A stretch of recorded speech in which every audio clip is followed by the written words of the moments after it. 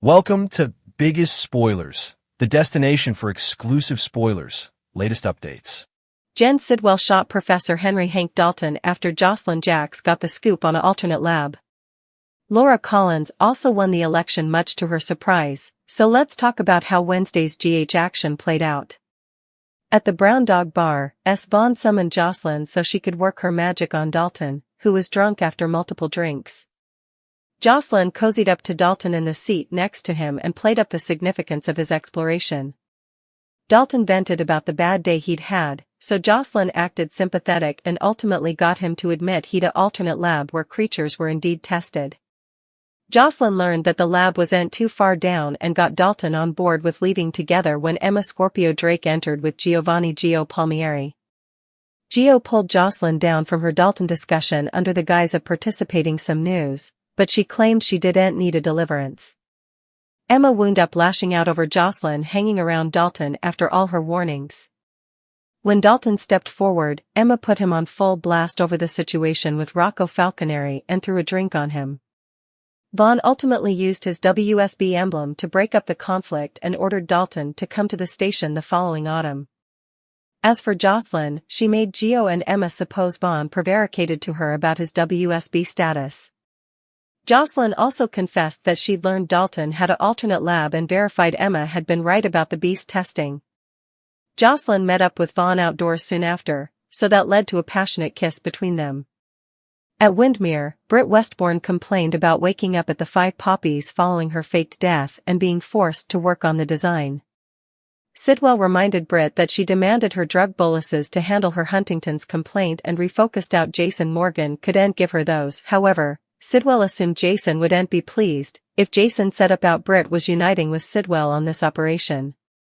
Still, Sidwell agreed with Britt about problematic Dalton. Once Dalton showed up raving about the WSB probing, Sidwell pulled out a gun to get relief of the liability. Sidwell shot Dalton, who fell breathless to the bottom as Britt stood there looking shocked. In Laura Collins' office, she was still rather pessimistic about the election outgrowth during a discussion with Jordan Ashford. Drew Kane came by and assumed Ezra Boyle was going to win, so he wanted Laura to plump Ezra in her concession speech. Laura tried to appeal to the man Drew used to be before Jordan revealed that the mayoral race had been called in Laura's favor. Although Laura was pleasantly surprised over her palm, Drew was taken suddenly over Ezra's loss. At the PCPD, Alexis Davis got a nervous Jason on board with her plan to use Danny Morgan and Charlotte Cassadine to help Rocco Falconeri. After talking with Nathan West, Alexis felt confident that Charlotte and Danny would make good substantiations against Dalton. Dante Falconeri and Lulu Spencer bothered all three teens could end up in a juvenile detention center, but Sonny Corinthos, Rick Lansing, and Alexis worked to move them. This was the right strategy. In the interrogation room, Charlotte induced Danny that they demanded to embellish their statement the coming time around to make sure Dalton went down. Danny and Charlotte intimately agreed to vend the story that Dalton had hit Rocco. Back with Lulu, she talked to Nathan about being spooked of losing both her kitties. Still, Charlotte was adamant about stepping up to help Rocco out of his jam. When asked about the crucial fob, Danny admitted to Nathan, Jason, and Lulu that it had come from Britt's bag. General Hospital spoilers say Jason will have some questions for Britt following that word, so stay tuned for updates on their forthcoming confrontation. Laura Collins won the election, while S. Vaughn saved Jocelyn Jacks. Also, at Windermere right in front of a shocked Britt Westbourne, Jen Sidwell shot Professor Henry Dalton. Jordan visited Laura, and Drew intruded. Jordan Ashford visited Laura, who was still anxious about conceivably losing the election after her battle with Dalton, especially since Ezra Boyle was in the lead. They talked about how their strategy for Jordan to expose Sidwell's illegal conduct hadn't been veritably effective. Laura expressed remorse for leaving her friend without a job to return to if she lost the election. Drew Kane also came in to boast about Ezra being ahead in the vote count and to ensure Laura was preparing her concession speech. After Jordan indicted him of not minding for the people of Port Charles like Laura did, the Solon told her to leave. Laura tried to guilt-trip Drew. Once alone with Drew, Laura told him that if she lost, it would be his responsibility to look after the people of Port Charles when Drew inaptly allowed. She believed in him. Laura remarked that she was appealing to the man he formerly was. She also inquired about the purpose of his visit, and Drew revealed that he wanted her to plump Ezra in her concession speech. Laura forcefully declined to support a man who was under Sidwell's influence. At that moment, the Solon flashed back Sidwell telling him that he demanded a politician at his command and that Drew was now working for him. Drew was stunned to learn Laura won the election in the present. Drew stated that Sidwell was a community-concentrated businessman with a clean record, and that Sonny Corinthos would have to leave city once Measure C was approved. Laura didn't suppose Drew's concern for Sonny's peers was about the safety of the city, but rather out of resentment towards Sonny, Jason Morgan, and Michael Corinthos. Drew argued that appointing her former son-in-law as police manager made Laura just as shamefaced as him in using her part for particular gain. Jordan also came back, publicizing that the race was about to be decided. To Drew's dismay, Laura surfaced as the winner. Jordan and Laura celebrated with a clinch, and as Jordan blat, for further times, Drew looked stupefied. Charlotte and Danny agreed to help Alexis turn this situation around on Dalton at the PCPD. Charlotte Cassadine and Danny Morgan agreed to help Alexis Davis in turning the situation around on Dalton. The council sought Nathan West's studies on the concession he'd recorded, and the operative believed the teens would serve as strong substantiations. Next, Alexis informed Jason about her discussion with Nathan and inquired if he was still comfortable with Danny surrendering himself.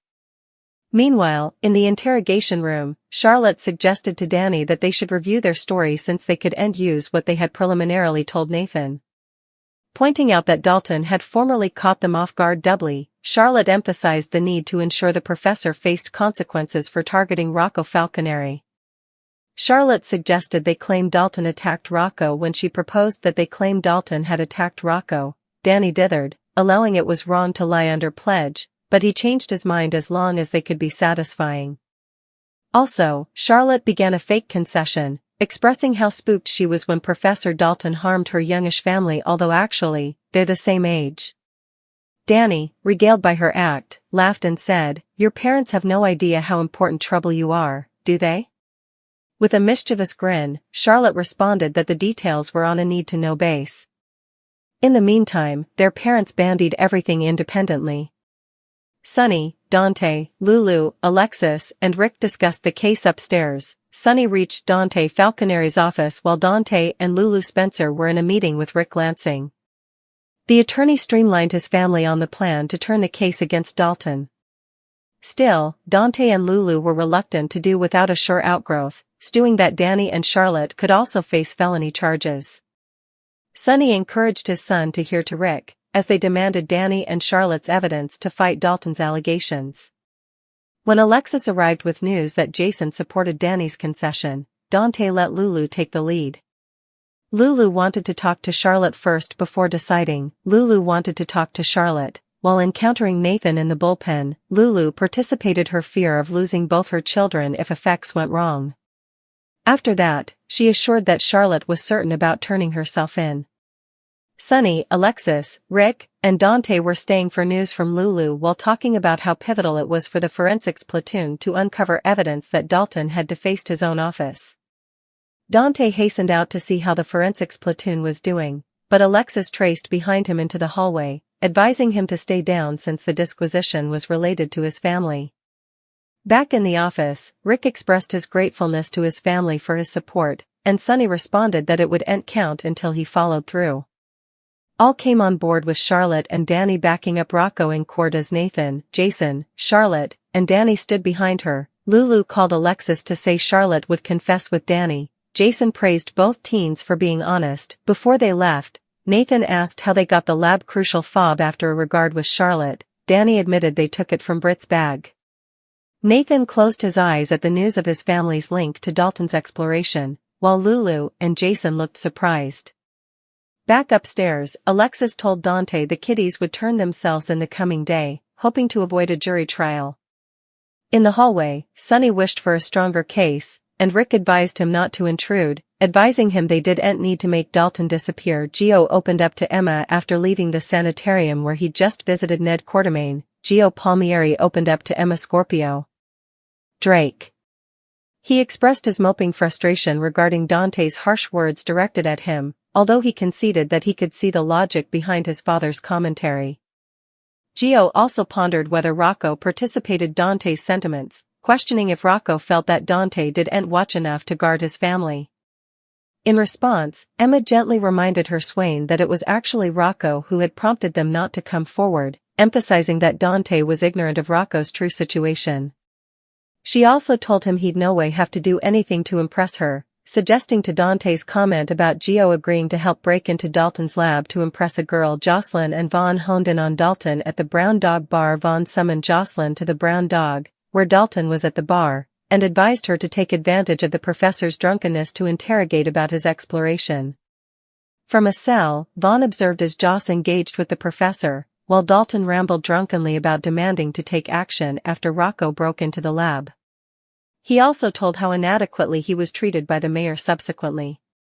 Dalton admitted that following the incident at his former university, he now conducts his beast testing off-lot to avoid disturbing pupil beast rights activists.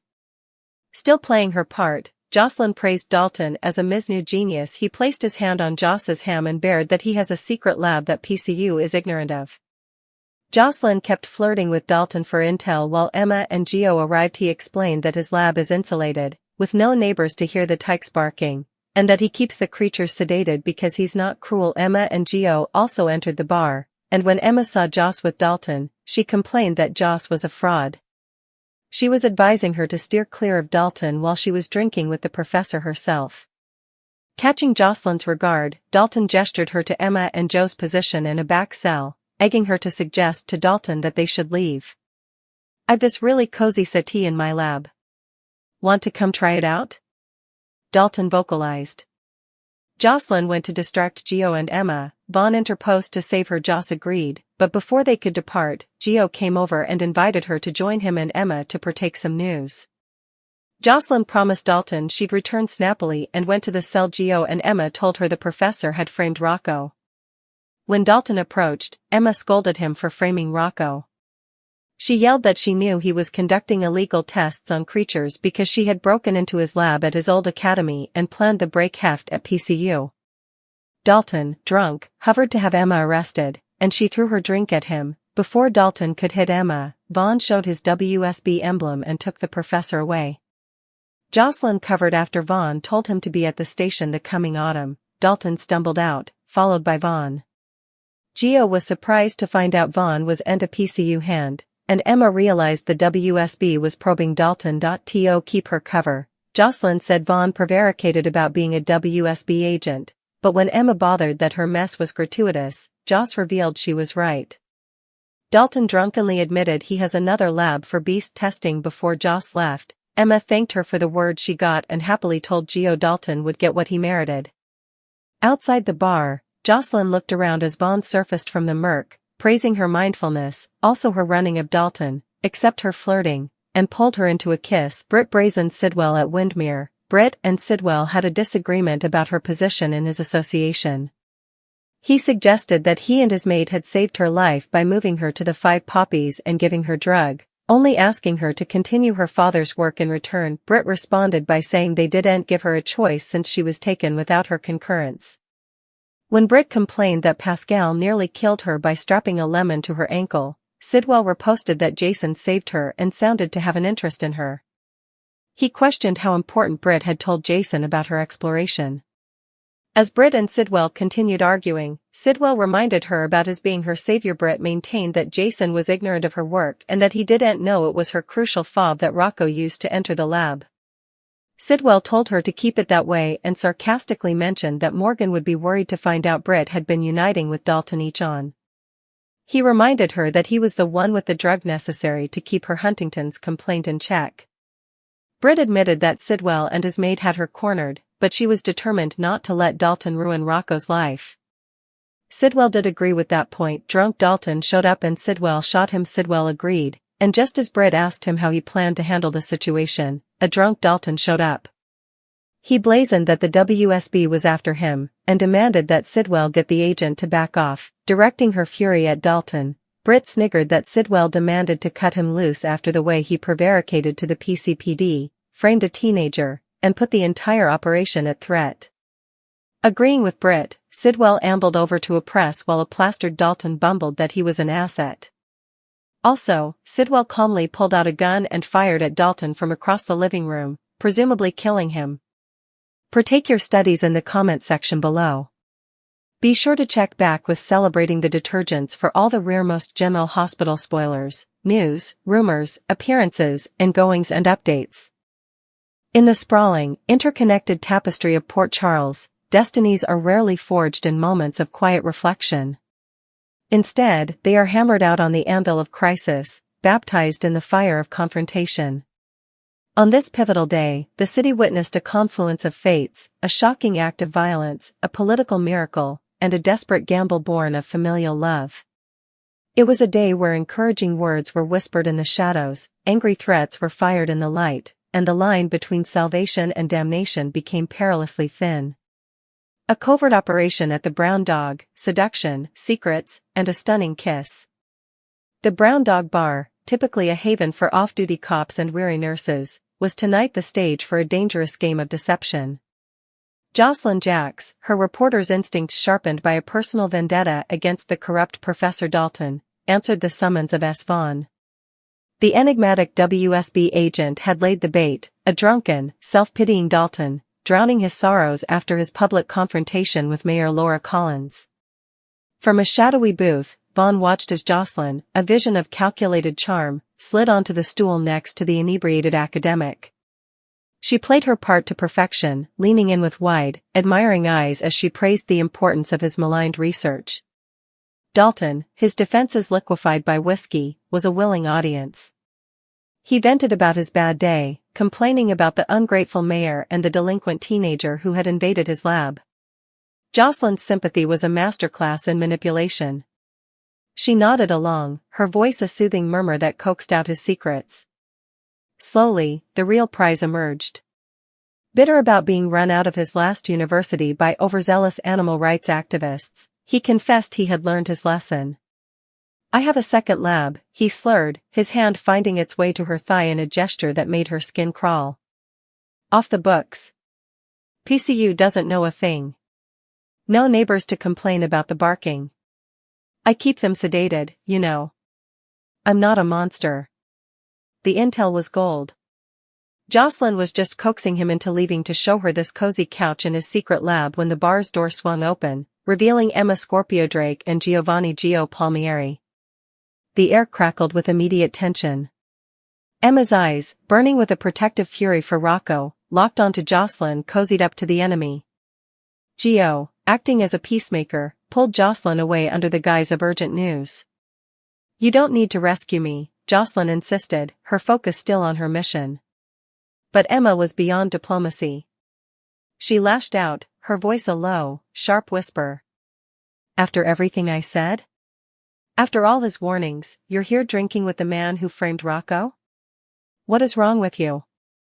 The commotion drew Dalton's attention. He stumbled over, his drunken bravado inflating at the sight of his accuser. You're one of them. I'll have you arrested," he shouted, pointing a wobbly finger at Emma. That was the final straw for Emma. The image of Rocco in a jail cell, the weight of her own guilt, exploded out of her. In one fluid, furious motion, she snatched her drink from the table and threw it directly into Dalton's face, the liquid dripping from his shocked expression. As Dalton sputtered and raised a hand, Vaughn materialized from the shadows. His demeanor shifted instantly from observer to authority. He flashed a WSB badge, its official seal cutting through the bar's tension.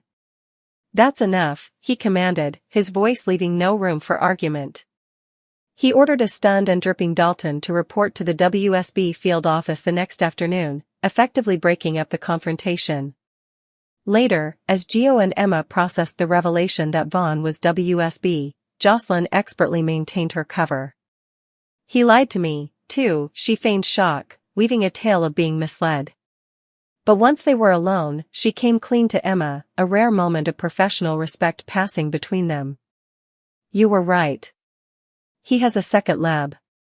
He admitted to the animal testing. Outside the bar, in the cool night air, Jocelyn's adrenaline was still coursing. Vaughn emerged from the darkness, a look of stark admiration on his face. "You were aware of every variable in that room." It was impressive, he praised, his eyes lingering on her. Your handling of him was perfect, well, almost. A ghost of a smile touched his lips. The flirting was a bit much for my taste. Before Jocelyn could retort, he closed the distance between them. The professional partnership, charged with danger and shared purpose, ignited into something more. He pulled her into a passionate, urgent kiss, a seal on their secret alliance, a release of the night's pent-up tension, and a promise of complications to come. A shot in the dark at Windmere, a liability is eliminated. While Jocelyn played her games at the Brown Dog, a far more deadly scene was unfolding within the Gothic walls of Windmere. Britt Westbourne, a prisoner in a gilded cage, faced her captor, the coldly calculating Jen Sidwell. The facade of their partnership had worn thin. You act as though you are doing me a favor, Britt seethed, her voice trembling with a mixture of fear and rage. You kidnapped me, faked my death, and hold me here. You saved me only to chain me to my father's cursed legacy. Sidwell remained unnervingly calm. We provided you with stability, Dr. Westbourne. A sanctuary at the Five Poppies. Most importantly, we provide the medication that keeps your Huntingtons at bay. A medication Jason Morgan cannot procure for you. He let the threat hang in the air, a reminder of her absolute dependence. What would your heroic Jason think if he knew you'd been collaborating with Professor Dalton all this time? That it was your key fob that unlocked the lab for that boy? Britt's heart clenched. The guilt over Rocco was a constant, gnawing pain. Jason knows nothing. And I will not let Dalton destroy that boy's life to cover his own tracks. On this, surprisingly, Sidwell agreed. The professor has become a liability. An emotional, erratic variable. As if summoned by their discussion, the man himself burst into the room, reeking of alcohol and panic. Sidwell. The WSB. They're on to me. Dalton slurred, his eyes wild. That agent, Vaughn, you have to make him back off. I'm an asset. You need me. Britt saw her chance. He's right about one thing, she said, her voice icy. You need to handle this. Cut him loose. He lied to the PCPD, he framed a teenager, and his drunken rants are putting your entire operation at risk. Sidwell surveyed the pathetic, trembling figure before him. I agree, he said, his tone conversational, as if remarking on the weather. He strolled calmly to an antique cabinet, opened a drawer, and pulled out a handgun. Dalton's drunken bravado evaporated, replaced by pure, sobering terror. What are you doing? Sidwell. There was no hesitation, no grand speech.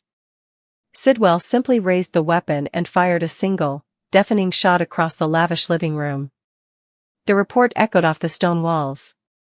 Professor Henry Dalton crumpled to the floor, lifeless, his secrets and his sins dying with him. Britt stood frozen, a hand flying to her mouth, her shocked eyes reflecting the finality of the act. The liability had been permanently eliminated. An unlikely victory at City Hall. The people's champion prevails.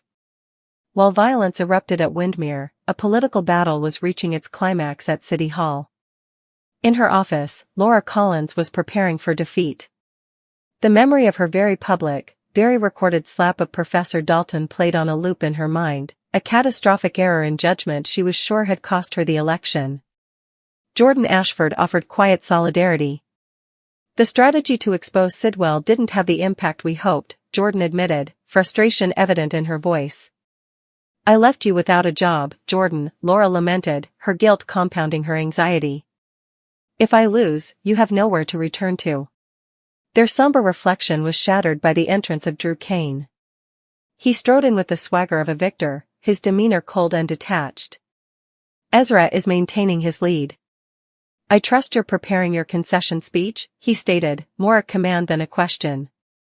When Jordan accused him of having no real care for the people of Port Charles, Drew dismissed her with a chilling finality. You can leave now. Once alone with Drew, Laura made a final, desperate appeal, not to the man before her, but to the ghost of the man he once was. If I lose tonight, the well-being of this city falls to you, Drew. You'll be responsible for the people Sunny's peers employ, for the small businesses that rely on that port. A flicker of something, confusion, perhaps a shred of memory, crossed Drew's face. You think I can handle that responsibility? I'm appealing to the man you were before Cyrus Renault rewired your brain, Laura clarified, her voice firm. I will not endorse a man like Ezra Boyle, a puppet for Sidwell, in my concession speech. The mention of Sidwell seemed to trigger a programmed response in Drew. Jen Sidwell is a community-focused businessman with a clean record. Once Measure C passes, Sunny will be forced to leave town. It's for the best. This isn't about what's best for Port Charles, Laura countered, seeing through him completely. This is about your resentment towards Sunny, Jason, and Michael. You're using this city as a weapon in your personal war. Drew fired back, his own accusation striking a nerve. And you? Appointing your former son-in-law as police commissioner? You're just as guilty of using your position for personal gain. It was at this moment of stalemate that Jordan burst back into the office, her face alight with disbelief and joy. The last precincts are in. Laura, it's been called. You won. You've been re-elected. The room seemed to tilt. Laura's breath caught in her throat. The despair she had been holding at bay shattered, replaced by a wave of stunned exhilaration. She and Jordan embraced in a fierce, celebratory hug as Jordan exclaimed, "For more years." Across the room, Drew stood utterly still, his plans unraveling before his eyes. The look on his face was one of pure, unadulterated shock. The people of Port Charles had chosen their heart over his cold, calculated ambition. A desperate gambit at the PCPD, children forging a shield. The political and corporate machinations were a world away from the grim reality at the PCPD, where families were making gut-wrenching decisions to save a child. Alexis Davis, armed with a lawyer's cunning and a grandmother's fear, was orchestrating a high-risk strategy. After consulting with Nathan West, who believed the recorded confession showed the teens would be strong witnesses, she approached Jason Morgan. Nathan agrees. They're credible. Are you still comfortable with Danny turning himself in? It was a monumental ask, to willingly place his son in the crosshairs of the justice system. Upstairs, in Dante's office, the air was thick with conflict. Sunny and Rick Lansing laid out the brutal calculus for a hesitant Dante and Lulu. We need their testimony to counter Dalton's lies, Rick argued, the pragmatism of a defense lawyer clashing with parental terror. And if the DA decides to charge all three of them with felonies? Dante shot back, his voice raw. We could lose Rocco and see Danny and Charlotte sent to juvie alongside him. Sunny, his own history with the system lending his words a grave weight, urged his son to listen. We have to take this chance. It's the only way to turn the tide against Dalton. Lulu, caught between a mother's protective instinct and a desperate need for action, was paralyzed. I need to talk to Charlotte first, she insisted. I can't make this decision for her. In the bullpen, she found Nathan. I'm so scared of losing both my children, she confessed, the words a whispered admission of her deepest fear. When she finally sat with Charlotte, she saw not a child, but a determined young woman. Are you sure about this, honey? Absolutely sure. Charlotte's resolve was steely. Rocco is my brother. I'm not letting him take the fall for this. We have to do this, Mom. But while the parents debated, the children were already plotting their own path. In the interrogation room, Charlotte, with a cunning that belied her years, assessed their situation. We can't just say what we told Uncle Nathan. It's not strong enough. Dalton has outmaneuvered us twice. We need to make sure he goes down for good. Danny, ever the moral compass, looked uneasy. What are you suggesting? We say he attacked Rocco, Charlotte proposed, her eyes gleaming with strategic fire. Lie under oath? Danny hesitated, his principles warring with his loyalty. He framed our friend. Charlotte pressed. Sometimes you have to fight fire with fire. We just have to be convincing. Danny, seeing the ruthless logic, finally relented. Charlotte launched into a performance, her voice trembling with fabricated fear. I was so scared when Professor Dalton hurt my younger brother. She began, before breaking character with a grin. Danny couldn't help but laugh, a nervous, admiring sound. Your parents have no idea how much trouble you are, do they? Charlotte's smile was a masterpiece of mischief. That, she said slyly, is on a need-to-know basis. With the children's commitment secured, the plan was set in motion. Lulu called Alexis to give the green light. Jason, standing with Nathan and the two teens, felt a surge of paternal pride mixed with profound anxiety. You're doing the right thing. Being brave and honest. Just before they were to leave, Nathan, ever the thorough detective, asked the question everyone had overlooked in the emotional chaos. One more thing. How did you get the key fob to the lab? Danny and Charlotte shared a quick, silent glance. The truth was a landmine. Taking a breath, Danny confessed, we took it from Britt's purse. The revelation landed like a physical blow. Nathan closed his eyes, pained by yet another connection between his sister and this mess. Lulu and Jason exchanged a look of stunned realization. The web of complicity had just grown wider, and Jason's path was now clear. He had new, urgent questions for Britt Westbourne.